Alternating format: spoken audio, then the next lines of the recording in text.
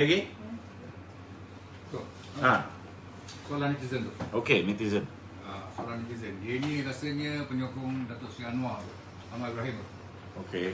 Dia kata kenapa Datuk Romah ni anti sangat dengan Datuk Seri Anwar Ibrahim. Ya. Yeah. Sedangkan beliau bukanlah menteri kabinet yang terlibat dalam keputusan PH pada masa 22 bulan dulu. Ya. Yeah. Jadi apa yang masalah Datuk marah sangat dengan Anwar Ibrahim. Saya secara peribadi saya tak ada masalah dengan dia. Saya secara peribadi saya tak ada masalah dengan dia. Saya pernah ada masalah dengan Izam, saya pernah ada masalah dengan isteri dia yang memecat saya. Saya tak ada masalah dengan Anwar Ibrahim. Cuma bagi saya, negara ni perlu orang yang cerdik untuk menjadi kerajaan. Kita perlu orang yang bertanggungjawab nak jadi kerajaan. Datuk Najib, dia boleh keluarkan janji bukan setakat bulan dengan bintang. Bintang pun dia boleh tarik letak depan mata dia kalau dia nak. Ketika dia ada kuasa. Tetapi dia tidak buat seperti mana to the extent Anwar buat. Contohnya saya ambil satu contoh. Anwar kata hari ni saya menang, besok harga minyak akan turun RM1.05.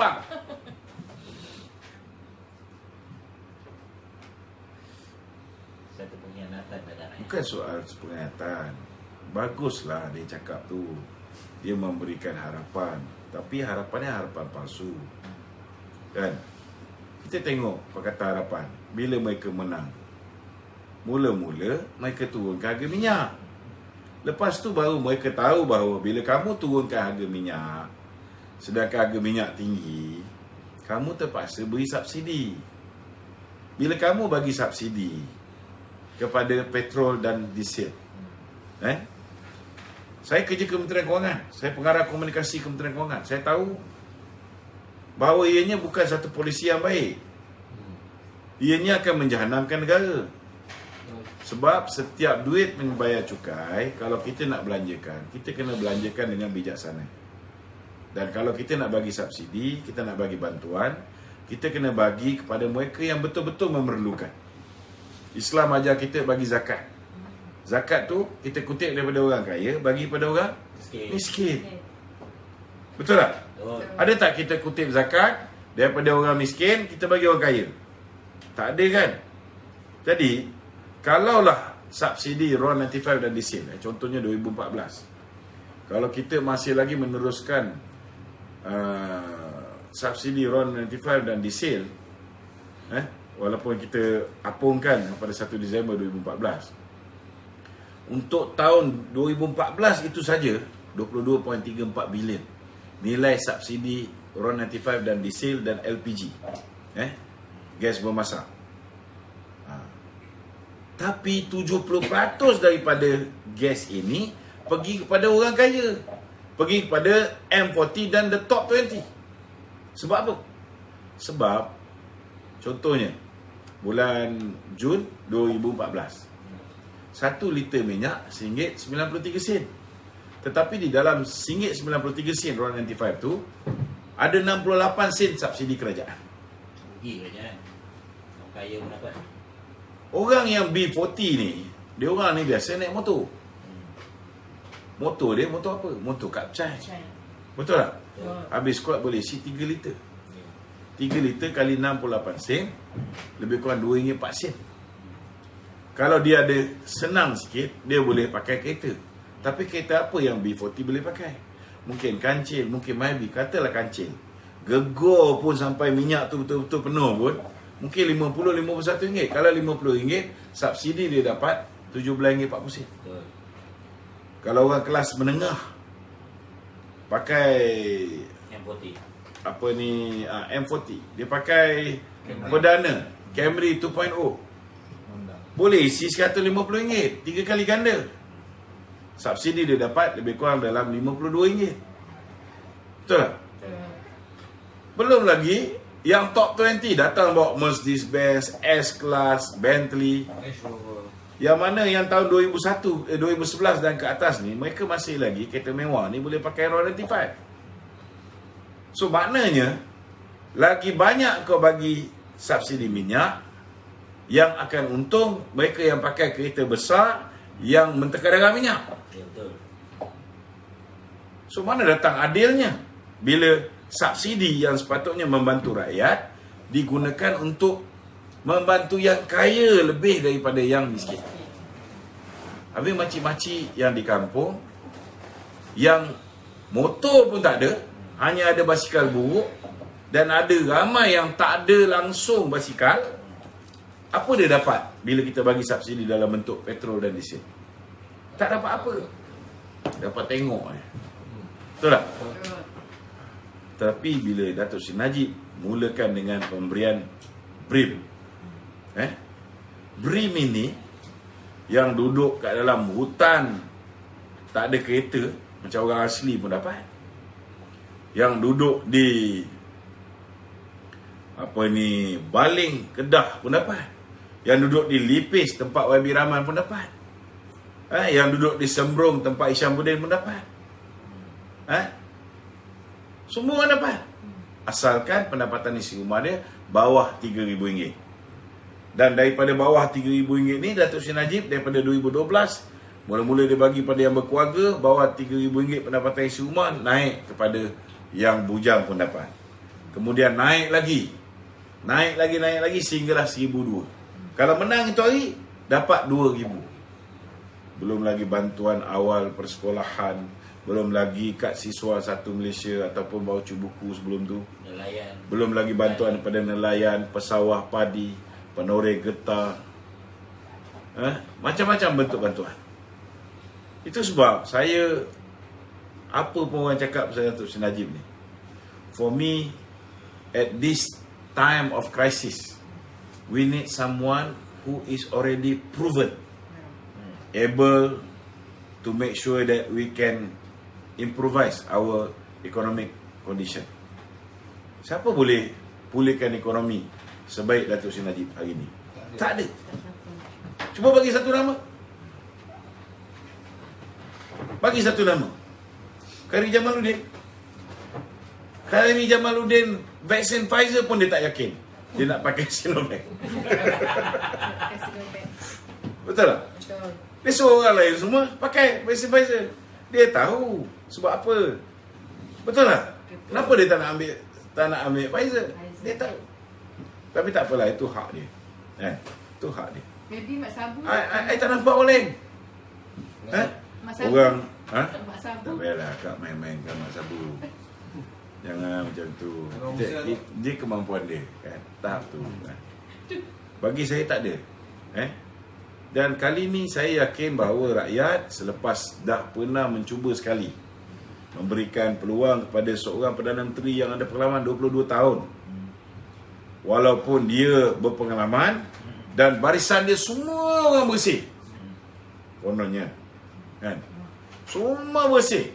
Tak ada track record yang tak baik. Itu pun akhirnya gagal. Gagal. Nak cerita Anwar Ibrahim tu. Anwar Ibrahim ada buat satu call terakhir sebelum PKR punya ahli tu melompat. Okey. Dia kata gini, sometime I'll be the next leader lah, PM lah. Okay. Saya tak kisah pasal tu. Saya tengok sekarang dalam PH, DAP pun dah berpecah dua, di mana ketua pemuda DAP dah mula hentam Anwar Ibrahim daripada mula-mula kejatuhnya kerajaan PH dulu. Dan sejauh manakah kebenaran DAP yang tidak menyokong lagi keluarga Lim ni sekarang ni bersama dengan Anwar ingin membuka pintu kepada menyokong UMNO apabila selepas KM15? Sejauh mana kebenarannya? Menyokong Anwar. Kita ada DAP yang sokong Anwar, kita ada DAP yang geng Lim Guan Eng yang menyerang Anwar. DAP dah berpecah dua. Satu tim A, satu tim B. Yang tim B yang menyokong Anwar ni, yang tidak menghentam Anwar, sekarang ni umpama seolah-olah dengan statement mereka bersedia, especially live video Datuk semalam saya dengar, mereka nak bekerjasama tetapi cara indirectly tau. And then Datuk jawab kita boleh bekerjasama lepas PR15.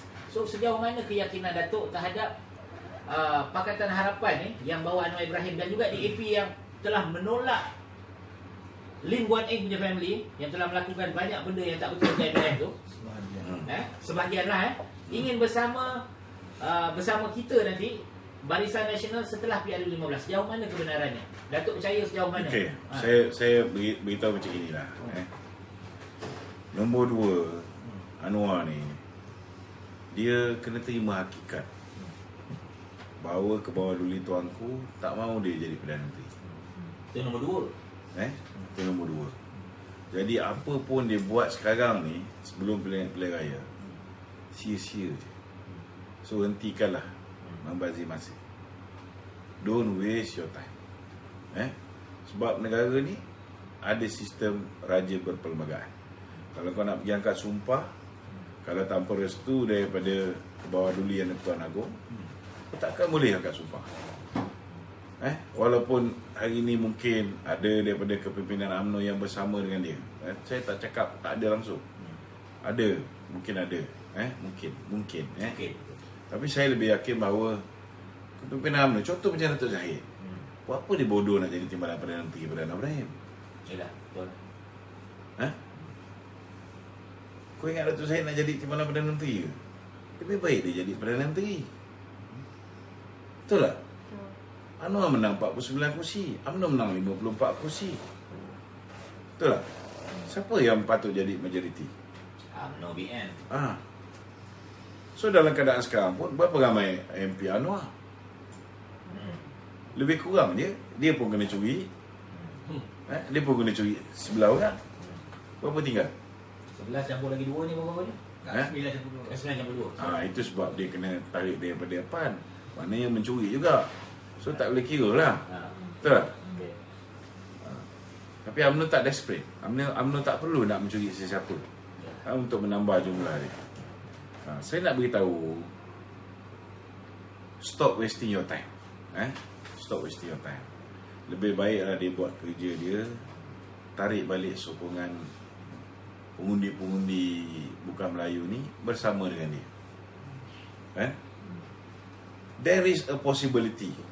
Kalau misalnya bila UMNO berjalan bersendirian, undi akan pecah 3. Ada yang akan bersama dengan PH, ada yang akan bersama dengan PN, ada yang akan bersama dengan BN. Saya yakin BN menang paling banyak kursi. Confirm. Ini tutup mata pun kita boleh tahu. Amin. Tapi ada kemungkinan besar kalau misalnya pengundi melihat bahawa pertama, mereka ada pilihan Perdana Menterinya Datuk Zahid. Kedua, pilihan Perdana Menterinya Anwar Ibrahim. Ketiga, pilihan Perdana Menterinya Muhyiddin Yassin. Saya bukan nak mengecilkan Datuk Zahid, tetapi saya rasa ianya tidak akan secantik kalau seorang yang pernah jadi Perdana Menteri, dan walaupun dulu dia difitnah, tetapi hari ini orang Cina pun dah mengakui bahawa zaman pemerintahan mereka Najib, mereka boleh hidup, mereka boleh cek makan. So saya kalau saya cakap, saya memang cakap je, kan. Kalau tak terima pun tak apalah, tak terima masuk UMNO pun saya redha. Pasti ada kelebihan bila Allah Ta'ala tak mengizinkan saya masuk balik UMNO. Tapi bagi saya, kalau Dato' Najib yang jadi Perdana Menteri, jadi calon Perdana Menteri, pengurusi BN, kalau Dato' Zahid boleh berlapang dada sikit laluan pada Dato' Najib, maka sudah pasti kita mempunyai peluang untuk memenangi lebih banyak kursi. Dan kita tidak perlu untuk bergabung dengan mana-mana parti Pakatan Harapan. Kecuali bila kita boleh membentuk kerajaan bersendirian, BN saja, dengan mungkin GPS. Pada ketika itu mungkin Datuk Seri Najib merasakan bahawa dah tiba masanya we call for national reconciliation. Ada kemungkinan besar nak pastikan kita ada 2/3 bagi memudahkan kita mentadbir negara, meluluskan semua bentuk perundangan. Maka masa tu kita boleh open our hands for PKR ataupun mana-mana parti lain, PAN dan sebagainya. Betul kan? Mungkin belum sampai level DAP. Kan? Tapi yalah, kalau PAS pun duk cerita pasal penyatuan Melayu, penyatuan Islam, Anwar Ibrahim pun Islam juga. Setuju. Mak Sabu pun Islam juga. Setuju. Kan? Kalau mereka nak UMNO boleh menerima bersatu, kenapa kita tak boleh terima PAN? Betul. Kenapa kita tak boleh terima Anwar Ibrahim? Betul tak? Betul. Jadi kalau tak nak, pastikan BN menang besar. Kalau nak sebuah kerajaan yang stabil, kena pastikan BN menang besar dulu. Sebab kalau BN menang besar, BN boleh membentuk kerajaan tanpa bantuan orang lain. Maka kalau selepas pilihan raya kita buka pintu BN ini untuk disertai oleh PKR ataupun PAN, tak ada masalah. Dalam BN sebagai Sebab komponen kita sudah menjadi kerajaan. komponen yang majoriti, dominan. Kalau PKR mengajuk dengan kita, PKR tarik diri pun, kita tetap kerajaan. Kalau PAN mengajuk, PAN tarik diri pun, kita tetap kerajaan. So tidak berlaku ugut mengugut seperti mana yang berlaku zaman Pakatan Harapan dan Perikatan Nasional. Datuk Najib ada mengeluarkan kenyataan baru-baru. Ya. Apabila jika kita berkuasa pun nanti usahlah kita membuka-buka kes dan menganiaya orang-orang dengan menghukum mereka dan buka balik file dia orang punya kes. Itu Datuk Najib ni kita tengok seorang yang sangat-sangat hati dia betul. dia bukan berdendam tau. Dia Macam memaafkan Tuan Mahathir lah. Apa dia tak cakap ke atas Datuk Najib? Macam Muhyiddin Yassin. Apa dia tak buat pada Datuk Najib? Apa dia tak cakap pada Datuk Najib? Malah dia terlibat dalam satu pengkhianatan pada negara dengan cubaan untuk menggulingkan seorang Perdana Menteri yang dipilih melalui proses demokrasi dalam negara ni. Kalau nak ikutkan konspirasi dia bersama Tan Sri Zeti, Tan Sri Gani Patail, semua tu, dia boleh kena treason tau. Treason. Kau gantung tu. Kan? Tetapi ada tak Datuk Sri Najib buat pada dia? Tak ada. Apa yang Atuk cakap pada Datuk Najib? Macam-macam. Apa yang Atuk buat? Sampai bayar kepada Yayasan Clinton supaya peguam negara yang rapat dengan Clinton mengeluarkan kenyataan berhubung dengan Loretta Lynch, Loretta Lynch, supaya mengeluarkan kenyataan mengatakan bahawa dia akan sama sivil ke atas Riza Aziz, Lau Tek Jo, Kadim Qubaisi dan Muhammad Al-Badawi. So dia boleh kena juga. Ada tak? Datuk Najib? Tak ada. Sebab Datuk Najib tu bukan seorang yang pendendam. Aku ni kurang sikit lah. Aku ada satu orang yang memang aku akan pastikan. CEO LSDM Sabin ni. Aku pastikan bahawa dia akan menjawab dari segi undang-undang. Bila dia salah gunakan kuasa dia nak mengampu Mahathir, menganiaya orang UMNO, mengenakan cukai pendapatan yang luar biasa gila babinya. Ya, betul. Babi pun tak gila macam ni. Betul, babi betul. Betul tak? So orang macam ni kita tak boleh biarkan. Amir Badun ni biarlah dia berehat dengan aman. Tapi orang-orang yang salah guna kuasa ni kita akan teliti daripada sekarang. Kita akan teliti. Okey. So pada Anwar Ibrahim lah, saya nak nasihat dia.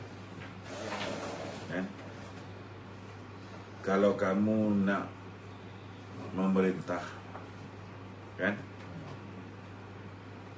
lebih baik kamu berpakat dengan UMNO, angkat UMNO menjadi Perdana Menteri.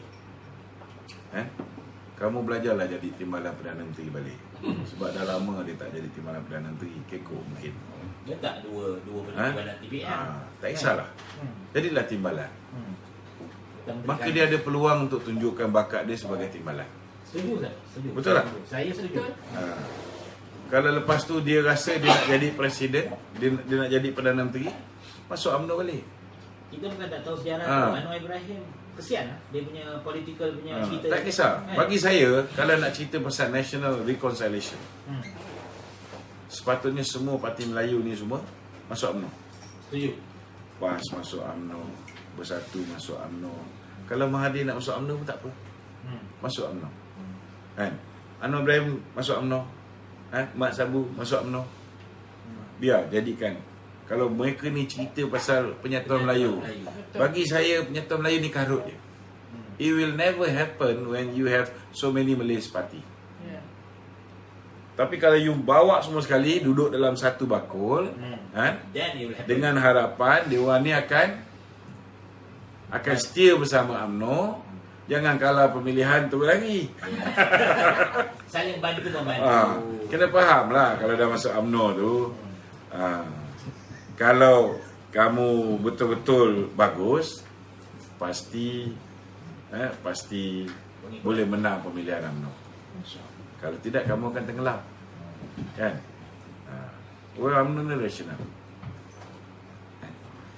Masuk UMNO ataupun beri sokongan pada UMNO jadi Perdana Menteri supaya tidak berlaku pilihan raya. Dan tuanku pun saya rasa boleh terima kalau Perdana Menteri itu datang daripada UMNO. Ya. Setuju. Kalau Perdana Menteri itu Anwar Ibrahim, susah sikit. Betul tak? Betul, setuju. Setuju. Dan yang kedua, kalau dia tak terima cadangan saya ni, maka bersiap sedialah untuk berhadapan dengan nasib dia ketika berlaku pilihan raya. Kenapa dia orang ni nak bekerjasama dengan UMNO? Kenapa Anwar pun nak UMNO bekerjasama dengan dia? Kenapa PPBM pun nak UMNO bekerjasama dengan dia? Sebab mereka tahu bahawa mereka boleh menumpang populariti UMNO untuk memenangi pilihan raya yang akan datang. Dan sama-sama memerintah. Ialah nak menumpang lah supaya boleh menang. Kalau macam Anwar, dia menang 49 kursi, dia sudah pasti nak mempertahankan. Kalau dulu dia menang kerana 25% pengundi Melayu menyokong Pakatan Harapan dalam pilihan raya lepas. Kali ni kau rasa boleh dapat tak? Tak dapat. Maka dia dah tahu bahawa jumlah kursi yang akan dimenangi oleh Pakatan Harapan akan merosot dengan dahsyat sekali. Jumlah kursi yang dimenangi oleh DAP akan merosot. Confirm akan merosot. Tetapi mungkin tak dahsyat. Kena faham ni. Tapi PKR confirm merosot. PKR confirm merosot. Begitu juga dengan PPBM, confirm merosot.